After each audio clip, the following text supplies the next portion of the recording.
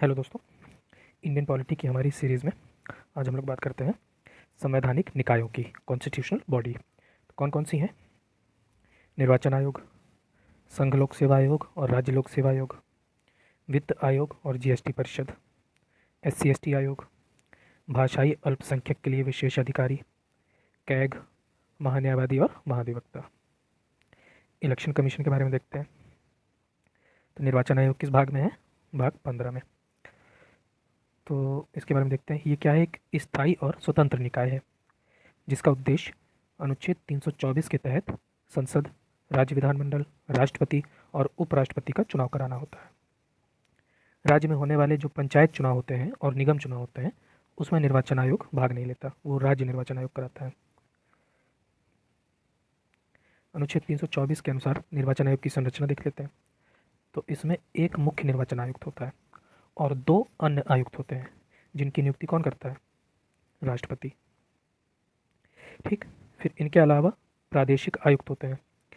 ठीक। तो निर्वाचन आयोग की सहायता के लिए इनको भी नियुक्त किया जाता है। कौन नियुक्त करता है? राष्ट्रपति। और इन सब की जो पद की शर्तें और पदावधि है वो कौन निर्धारित करता है? राष्ट्रपति। 1950 से लेकर 1989 तक निर्वाचन आयोग कैसा था? एक सदस्यीय। फिर 1989 में बहुसदस्यीय बनाया गया, 2 अन्य आयुक्तों को जोड़ के। 1989 में ही क्या किया गया था? 61वां संविधान संशोधन 1988 के तहत मतदान की उम्र 21 वर्ष से घटा के 18 वर्ष कर दी गई थी। फिर 1990 में एक बार फिर निर्वाचन आयोग को एक सदस्यीय बनाया गया। ठीक। फिर 1993 में फिर से इसे बहुसदस्यीय बना दिया गया। नोट में देखते हैं कि जो मुख्य निर्वाचन आयुक्त और 2 अन्य निर्वाचन आयुक्तों की शक्तियां एक समान होती हैं। ठीक, कोई अंतर नहीं होता दोनों में। और उनके वेतन भत्ते भी एक समान होते हैं। और वेतन भत्ते कैसे दिए जाते हैं? सुप्रीम कोर्ट के न्यायाधीश के समान। और इन सब का कार्यकाल कितना होता है? 6 वर्ष या 65 वर्ष की आयु तक। आगे देखते हैं। तो निर्वाचन आयोग जो है स्वतंत्र और निष्पक्ष रूप से काम कर सके, इसके लिए क्या प्रावधान है? इसके लिए ये प्रावधान है कि मुख्य निर्वाचन आयुक्त उसके पद से उसी प्रकार हटाया जाएगा जिस प्रकार सुप्रीम कोर्ट के न्यायाधीश को हटाया जाता है। अतः वह राष्ट्रपति के प्रसाद पर्यंत नहीं होता। पहला तो ये हो गया। दूसरा, उनकी सेवा की शर्तों में नियुक्ति के बाद कोई अलाभकारी परिवर्तन नहीं किया जा सकता किसी भी कंडीशन में। और तीसरा, जो अन्य निर्वाचन आयुक्त होते हैं या फिर प्रादेशिक आयुक्त, इनको हटाने के लिए जब तक मुख्य निर्वाचन आयुक्त सिफारिश नहीं करेगा तब तक राष्ट्रपति इन्हें नहीं हटा सकते। ठीक है, ये व्यवस्था है। संविधान में निर्वाचन आयोग के सदस्यों की योग्यता और पदावधि का उल्लेख नहीं है। ठीक। रिटायर होने के बाद निर्वाचन आयुक्त कोई भी दूसरी नियुक्ति ले सकते हैं। ये हो गया। अब निर्वाचन आयुक्त के कार्य देख लेते हैं। तो निर्वाचन क्षेत्रों का निर्धारण, निर्वाचक नामावली को तैयार करना, निर्वाचन की समय सारणी तैयार करना, पार्टी को मान्यता। ठीक। तो निर्वाचन की समय सारणी तैयार करना, पार्टी को मान्यता देना और चुनाव चिन्ह देना। अच्छा, ये जो पार्टी को मान्यता देते हैं और चुनाव चिन्ह देते हैं, इसमें हुए विवाद पर वो कोर्ट की तरह भी काम करता है निर्वाचन आयोग। आगे, आचार संहिता लगाना, पार्टी के प्रचार के लिए टीवी कार्यक्रम की सूची तैयार करना, अयोग्यता संबंधी मामलों पर राष्ट्रपति और राज्यपाल को सलाह देना, निर्वाचन को रद्द करना, निर्वाचन कराने के लिए कर्मचारियों हेतु राष्ट्रपति व राज्यपाल से आग्रह करना। ये सब निर्वाचन आयोग के कार्य हैं।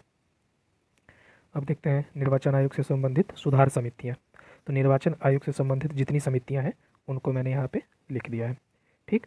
तो इनके बारे में देखते हैं ये पूरी।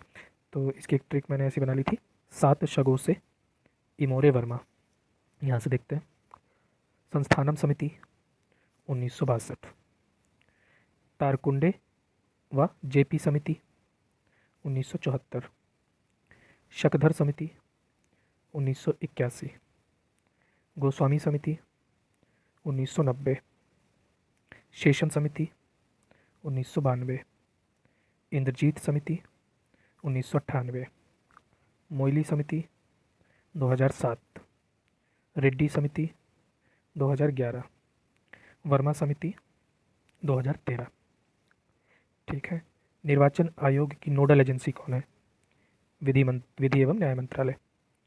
एकमात्र मुख्य चुनाव आयुक्त जो अंतर्राष्ट्रीय न्यायालय में न्यायाधीश थे, नागेंद्र सिंह। चुनाव समाज के लिए पीड़ित वर्ग के हाथों में हथियार है तथा ये उन्हें राजनीतिक और कानूनी सहायता प्रदान करेगा। ये किसने कहा था? भीमराव अम्बेडकर ने। अब तक बने कुल 4 परिसीमन आयोग कौन कौन से हैं, कब कब बने थे? 1952, 1962, 1972, 2002। निर्वाचन आयोग ने स्वर्ण जयंती वर्ष कब मनाया था? 2001। वह मुख्य निर्वाचन आयुक्त जिसने रिटायरमेंट के बाद 2 बार राष्ट्रपति का चुनाव लड़ा, TN शेषन। वीवीपैट का फुल फॉर्म क्या होता है? Voter verifiable paper audit trail. NOTA का भारत में सर्वप्रथम प्रयोग कब और कहाँ हुआ था? 2009 में छत्तीसगढ़ के स्थानीय चुनाव में। ईवीएम का सर्वप्रथम प्रयोग कब और कहाँ हुआ? 1982 केरल।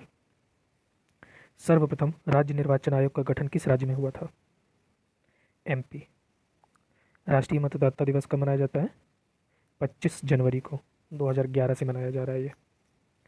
सर्वप्रथम महिलाओं को मताधिकार कब मिला है? 1926 में।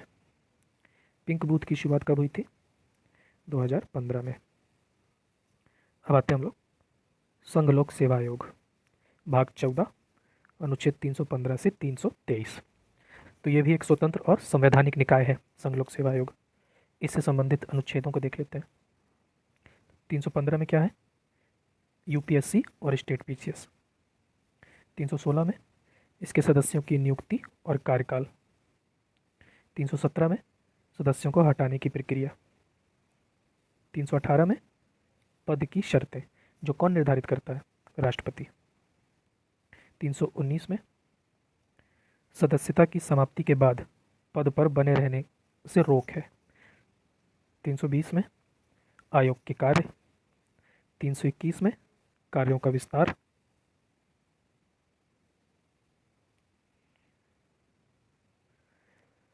322 में आयोग के खर्चे और 323 में आयोग का प्रतिवेदन। केंद्र में ये राष्ट्रपति को देते हैं और स्टेट PCS जो होते हैं वो राज्यपाल को देते हैं। अब देखते हैं इनके बारे में, संघ लोक सेवा आयोग की संरचना के बारे में देखते हैं। ठीक है। तो इसमें एक अध्यक्ष और अन्य सदस्य होते हैं जिनकी नियुक्ति कौन करता है? राष्ट्रपति। संविधान में आयोग में सदस्यों की संख्या का कोई उल्लेख नहीं है। ठीक है। ये राष्ट्रपति के ऊपर छोड़ा गया है कि कितने सदस्य होंगे। नॉर्मली क्या होता है, आयोग में एक अध्यक्ष होता है और 9 से लेकर 11 तक सदस्य होते हैं, मैक्सिमम 11 तक हो जाते हैं। ठीक है। फिर सदस्यों के लिए योग्यता का संविधान में कोई उल्लेख नहीं है कि क्या योग्यता होगी सदस्यों की। ठीक है। हालांकि ये जरूरी है कि आयोग के आधे सदस्य केंद्र या राज्य सरकार में कम से कम 10 वर्षों तक काम किए हों। अगला है अध्यक्ष व सदस्यों का कार्यकाल कितना होता है? 65 वर्ष की आयु तक या फिर 6 वर्ष का। आगे देखते हैं। तो राष्ट्रपति अध्यक्ष व सदस्यों को निम्न परिस्थिति में हटा सकता है। कौन कौन सी परिस्थिति है? दिवालिया हो, अन्य किसी लाभ के पद पर हो, मानसिक या शारीरिक अक्षमता हो उसमें, और साबित कदाचार। तो ये जो साबित कदाचार के आधार पर हटाने के लिए, अगर साबित कदाचार के आधार पर राष्ट्रपति हटा रहे हैं तो राष्ट्रपति को पहले सुप्रीम कोर्ट से परामर्श लेना पड़ता है और इस परामर्श को मानने के लिए राष्ट्रपति बाध्य भी है। आयोग की स्वतंत्रता, मतलब आयोग स्वतंत्र और निष्पक्ष रूप से काम कर सके, इसके लिए क्या व्यवस्था की गई है? तो वही व्यवस्था है कि UPSC के अध्यक्ष व सदस्यों को संविधान में वर्णित आधार पर ही हटाया जा सकता है, इसीलिए उन्हें पदावधि की सुरक्षा है। ठीक है। हालांकि पद की शर्तें राष्ट्रपति तय करते हैं, ठीक, लेकिन नियुक्ति के बाद इनमें कोई अलाभकारी परिवर्तन नहीं किया जा सकता। इनके वेतन भत्ते एवं पेंशन भारत की संचित निधि पर भारित होती है। इन पर संसद में कोई मतदान नहीं होता। फिर आयोग का अध्यक्ष रिटायर होने के बाद किसी और दूसरी नौकरी का पात्र नहीं होगा, संघ लोक सेवा आयोग का। ठीक है। लेकिन जो सदस्य होते हैं यूपीएससी के, वो क्या कर सकते हैं, स्टेट पीसीएस के अध्यक्ष बन सकते हैं। स्टेट पीसीएस के भी अध्यक्ष बन सकते हैं और यूपीएससी के भी अध्यक्ष बन सकते हैं। अध्यक्ष व सदस्य दूसरे कार्यकाल के लिए योग्य नहीं होते। एक कार्यकाल खत्म तो दूसरे कार्यकाल के लिए योग्य नहीं होते। आयोग के कार्य देखते हैं।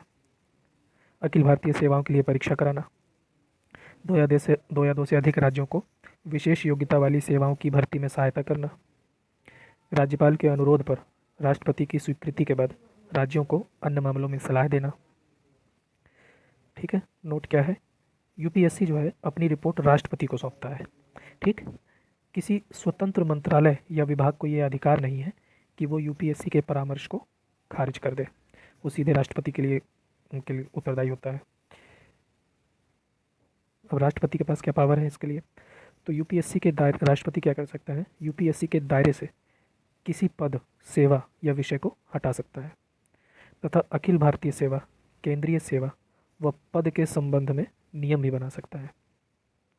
इसके लिए राष्ट्रपति को यूपीएससी से परामर्श लेने की भी ज़रूरत नहीं है।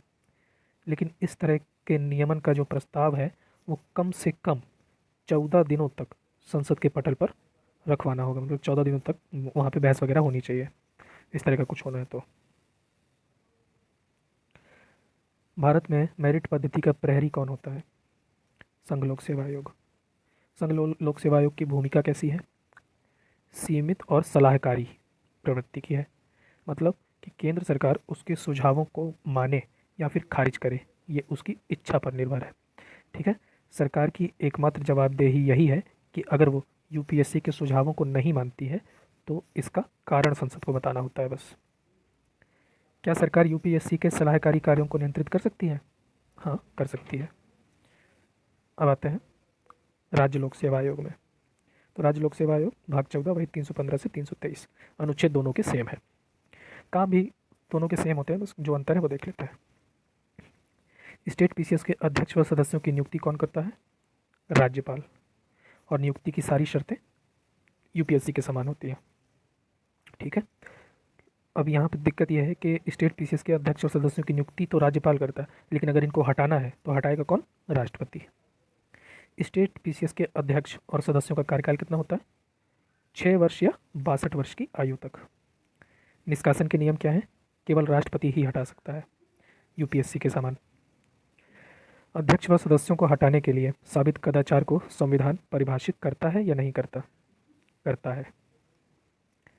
ठीक है, नोट क्या है, यूपीएससी और स्टेट पीसीएस के कार्य और भूमिका एक समान है, जो मैं पहले बता चुका हूँ। अगला है संयुक्त राज्य लोक सेवा आयोग।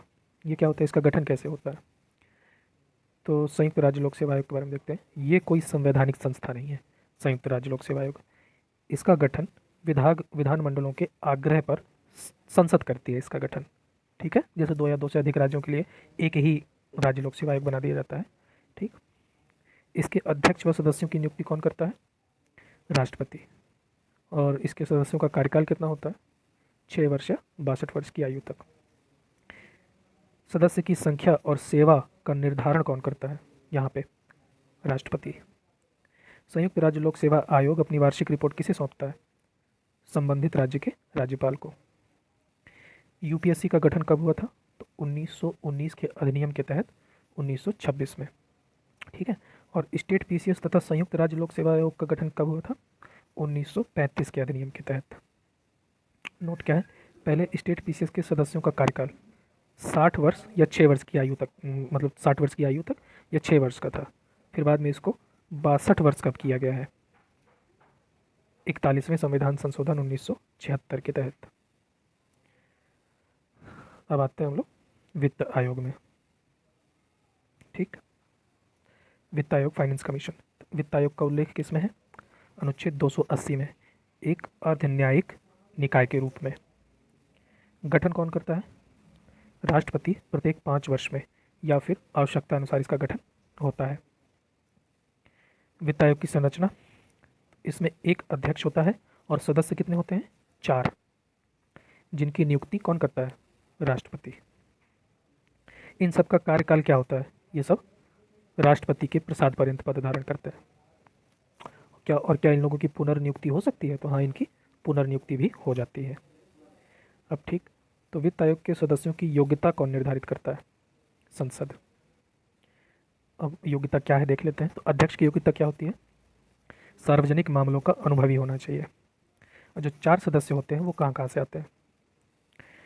एक हाई कोर्ट का न्यायाधीश, एक लेखा वित्त के मामलों का विशेषज्ञ, एक को प्रशासन और वित्त मामलों की जानकारी होनी चाहिए, और एक अर्थशास्त्र का ज्ञाता होना चाहिए। वित्त आयोग के कार्य देखते हैं। तो संघ और राज्यों के बीच करों का बंटवारा, भारत की संचित निधि में राज्यों का हिस्सा फिक्स करना, राज्य वित्त आयोग की सिफारिश पर नगरपालिका और पंचायतों के लिए आवंटन की व्यवस्था करना। 1960 तक आयोग की क्या भूमिका थी वित्त आयोग की? तो ये करता क्या था 1960 तक? असम, बिहार, उड़ीसा और पश्चिम बंगाल, इन 4 राज्यों को प्रत्येक वर्ष जूट के उत्पादों के निर्यात पर दी जाने वाली सहायता राशि के बारे में सुझाव देता था। बाद में ये बंद कर दिया गया। आयोग अपनी रिपोर्ट किसको सौंपता है? राष्ट्रपति को। आयोग की सिफारिशों की प्रकृति कैसी होती है? सलाहकारी। सरकार इसे मानने के लिए बाध्य नहीं होती। चूंकि वित्त आयोग एक संवैधानिक निकाय है जो अर्धन्यायिक काम करता है, तथा इसकी सलाह को सरकार तब तक मानने के लिए बाध्य नहीं है जब तक कोई बाध्यकारी कारण ना हो। ये किसका कथन है? पीवी राजमन्नार का। कौन थे पीवी राजमन्नार? वित्त आयोग के चौथे अध्यक्ष। तो वित्त आयोग के अध्यक्षों का क्रम देख लेते हैं, 1 से 7 तक का देख लेते हैं, ठीक है?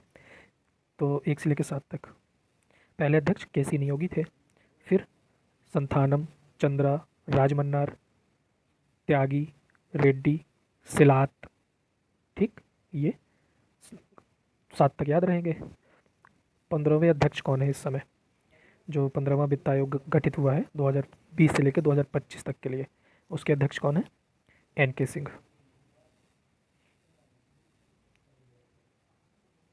अब है वस्तु एवं सेवा कर परिषद, जिसे कहते हैं जीएसटी काउंसिल। इसकी स्थापना कब हुई है? 101वें संविधान संशोधन अधिनियम 2016 के तहत संविधान में एक नया अनुच्छेद जोड़ा गया। कौन सा? 279A। काउंसिल के बारे में देख लेते हैं। तो इसकी जीएसटी काउंसिल की स्थापना कौन करता है? राष्ट्रपति। और इसका सचिवालय कहाँ पे है? दिल्ली में। और इसका जो पदेन सचिव होता है वो कौन होता है? केंद्रीय राजस्व सचिव। आगे बढ़ते हैं। तो काउंसिल केंद्र और राज्यों का एक संयुक्त फोरम है जीएसटी काउंसिल, ठीक है? इसमें कौन कौन लोग शामिल होते हैं? तो इसका अध्यक्ष कौन होता है? वित्त मंत्री अध्यक्ष होता है। इसमें राजस्व या वित्त के प्रभारी राज्य मंत्री भी शामिल होते हैं और राज्यों के सदस्य भी होते हैं। जीएसटी काउंसिल का जो उपाध्यक्ष होता है वो कैसे चुना जाता है? राज्यों के सदस्य में से किसी को उपाध्यक्ष बना दिया जाता है, किसी एक को, और उसके कार्यकाल को भी ये लोग आपस में निर्धारित कर लेते हैं। वो कौन सा व्यक्ति है जो जीएसटी काउंसिल की प्रत्येक बैठक में भाग तो लेता है लेकिन मतदान नहीं कर सकता? केंद्रीय उत्पाद एवं सीमा शुल्क बोर्ड का अध्यक्ष।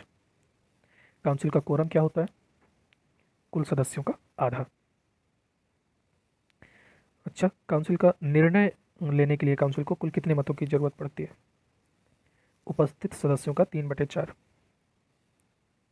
काउंसिल में केंद्र सरकार के मतों का भार कितना है? कुल मतों का 1/3। और समस्त राज्य सरकारों के मतों का भार कितना है? कुल मतों का 2/3।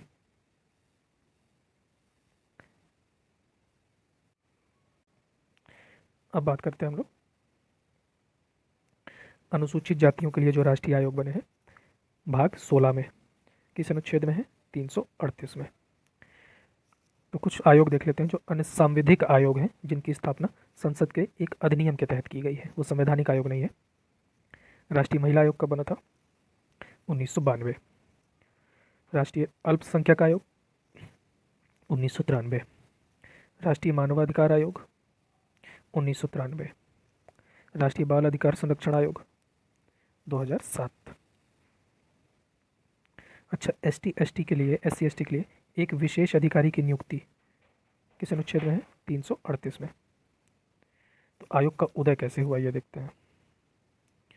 तो होता क्या है कि ये ऊपर का तो मतलब ऐसे ही है। 1990 में देखिए क्या होता है। 1990 में 65वें संविधान संशोधन के तहत एक विशेष अधिकारी पहले होता था, तो विशेष अधिकारी के स्थान पे क्या किया गया, SC/ST आयोग बनाया गया।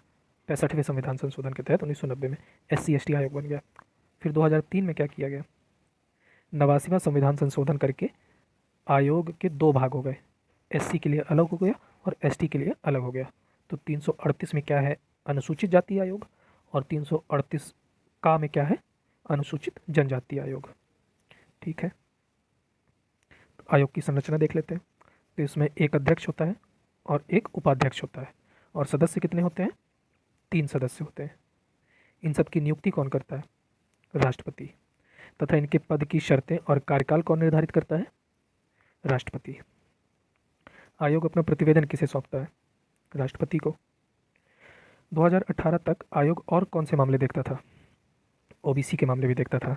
ठीक है, फिर क्या हुआ कि 2018 में 102वां संविधान संशोधन कर दिया गया और उसमें OBC आयोग का गठन कर दिया गया। ठीक है, आयोग जब किसी मामले की जांच करता है तो उसे कौन सी शक्ति प्राप्त होती है, दीवानी न्यायालय की।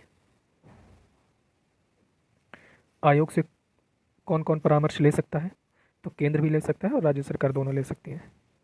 क्या आयोग एंग्लो इंडियन जो आंग्ल भारतीय होते हैं के संरक्षण के लिए भी काम करता है, हाँ करता है। पेशा अधिनियम कब आया था, तो पेशा अधिनियम 1996 में आया था, और किसके लिए है ये, जनजातियों के लिए। अब ये देखते हैं राष्ट्रीय पिछड़ा वर्ग आयोग कब बना था, 1993 में। फिर इसको संवैधानिक दर्जा कब मिला है, 102वें संविधान संशोधन के तहत इसको संवैधानिक दर्जा मिला, और कहाँ रखा गया, 338 खा या 338 बी में। अनुच्छेद 342A भी एक जोड़ा गया था। 342A में क्या है, इसमें कहा गया कि राष्ट्रपति सामाजिक और आर्थिक रूप से पिछड़े वर्गों को विनिर्दिष्ट कर सकते हैं। अब बाकी सारी व्यवस्था इसमें ऊपर के आयोग जैसी ही है। आगे देखते हैं, भाषाई अल्पसंख्यकों के लिए विशेष अधिकारी। तो मूल संविधान में देखते हैं क्या इसका उल्लेख था, तो इस विशेष अधिकारी का मूल संविधान में कोई उल्लेख नहीं था। वो तो जब राज्य पुनर्गठन आयोग आया 1953 में, तो उसने ये सिफारिश की थी कि भाषाई अल्पसंख्यकों के लिए एक विशेष अधिकारी होना चाहिए। ठीक है, इसीलिए फिर 1956 में 7वां संविधान संशोधन किया गया और भाग 17 में एक नया अनुच्छेद जोड़ा गया इसके लिए। कौन सा अनुच्छेद, 350 खा। तो ये जो विशेष अधिकारी की नियुक्ति है वो कौन करता है, राष्ट्रपति। और इसका मुख्यालय कहाँ पे होता है, इलाहाबाद में है इसका मुख्यालय, और क्षेत्रीय कार्यालय कहाँ कहाँ है, बेलगांव, चेन्नई, कोलकाता। मुख्यालय में आयुक्त की सहायता के लिए कौन कौन होता है, एक डेप्यूटी होता है और एक असिस्टेंट आयुक्त होता है। आयुक्त अपनी रिपोर्ट किसे भेजता है, तो अल्पसंख्यक मामलों के मंत्रालय के माध्यम से राष्ट्रपति को। ठीक, अब नियंत्रक एवं महालेखा परीक्षक कैग, 148 में है कैग। 149 में क्या है, उसके कार्य और शक्तियाँ। 150 में संघ और राज्य के लिए लेखा जोखा तैयार करता है, और 151 में रिपोर्ट, राष्ट्रपति को रिपोर्ट देता है। ठीक है, तो कैग जो है भारतीय संविधान के तहत सबसे महत्वपूर्ण अधिकारी होता है। ये किसने कहा था, भीमराव अम्बेडकर ने। भारत सरकार के रक्षकों में कौन कौन शामिल है, सुप्रीम कोर्ट, निर्वाचन आयोग, UPSC और कैग, 4 लोग शामिल हैं। तो कैग की नियुक्ति कौन करता है, राष्ट्रपति। और इसका कार्यकाल कितना होता है, 6 वर्ष या 65 वर्ष। हटाने की प्रक्रिया क्या है, कैग को सुप्रीम कोर्ट के न्यायाधीश की तरह हटाया जाता है। और इसके वेतन और सेवा की शर्तें कौन फिक्स करता है, संसद। अच्छा, स्वतंत्रता के मामले में क्या व्यवस्था है इसकी, कि अपनी जॉब के बाद कोई भी काम नहीं कर सकता ये। इसके वेतन कैसे होते हैं, सुप्रीम कोर्ट के जज के बराबर। जॉब के समय ये सुविधाओं में कोई कमी भी नहीं हो सकती इसके। ठीक है, नोट क्या है, कोई भी मंत्री संसद में कैग का प्रतिनिधित्व नहीं कर सकता है, और ना ही कोई मंत्री कैग के कार्यों की जिम्मेदारी ले सकता है। ठीक है, तो कैग के कार्य क्या है, केंद्र और राज्यों के खर्चों की रिपोर्ट बनाना, संचित निधि, लोक लेखा, आकस्मिक निधि की रिपोर्ट बनाना। अगर सरकार का कोई विभाग ट्रेडिंग कर रहा है, व्यापार कर रहा है, तो उसकी रिपोर्ट बनाना। एप्पलबाई की आलोचना क्या है कैग के बारे में? इसने सलाह दी थी कि कैग को लेखा परीक्षा के दायित्व से मुक्त कर देना चाहिए। आगे बढ़ते हैं। भारत का महान्यायवादी किस आर्टिकल में है? 76 में। नियुक्ति कौन करता है? राष्ट्रपति। योग्यता क्या है? सुप्रीम कोर्ट के जज के समान। कैसी? वो भारत का नागरिक हो, हाई कोर्ट में 5 साल तक जज रहा हो और 10 साल तक उसने वकालत की हो, तथा राष्ट्रपति की नज़र में विधिवेत्ता हो।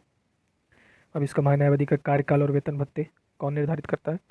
राष्ट्रपति निर्धारित करता है। मतलब ये राष्ट्रपति के प्रसाद पर्यंत पद धारण करता है। नोट: महान्यायवादी संसद के दोनों सदनों की बैठक में भाग ले सकता है और भाषण भी दे सकता है, लेकिन मतदान नहीं कर सकता। अगला नोट क्या है? महान्यायवादी सरकार का पूर्णकालिक वकील नहीं है। पूर्णकालिक वकील नहीं है, ठीक है। इसका कार्यकाल फिक्स होता है। वह सरकारी कर्मचारी की श्रेणी में भी नहीं आता, इसीलिए उसे प्राइवेट प्रैक्टिस से नहीं रोका जा सकता। आगे देखते हैं। राज्य का महाधिवक्ता किस आर्टिकल में है? 165 में। तो 165 में क्या है? महाधिवक्ता है। 177 में क्या है? राज्य विधानमंडल की बैठकों में वो भाग ले सकता है, सेम जैसा वहाँ पे है महान्यायवादी के साथ है वैसे इसमें है। 194 में क्या है? उसकी शक्तियाँ और विशेषाधिकार सेम महान्यायवादी जैसे ही है, ठीक है। तो कुछ संवैधानिक संस्थाओं से संबंधित अनुच्छेद देख लेते हैं। राज्य वित्त आयोग 243 आई, राज्य निर्वाचन आयोग 243 के, जिला योजना समिति 243 जेड डी, महानगरीय योजना समिति 243 जेड ई, अंतर्राज्यीय परिषद 263, अंतर्राज्यीय व्यापार और वाणिज्य आयोग 307, अनुसूचित क्षेत्र तथा अनुसूचित जनजाति आयोग 339, पिछड़ा वर्ग आयोग 340, राजभाषा आयोग तथा संसद की राजभाषा समिति 344, भाषाई अल्पसंख्यकों के लिए विशेष अधिकारी 350 बी। तो इसी के साथ हमारा जो कॉन्स्टिट्यूशनल बॉडी वाला चैप्टर है वो ख़त्म हो गया। नेक्स्ट वीडियो में हम लोग नॉन कॉन्स्टिट्यूशनल बॉडी का वो करेंगे। Okay, thank you.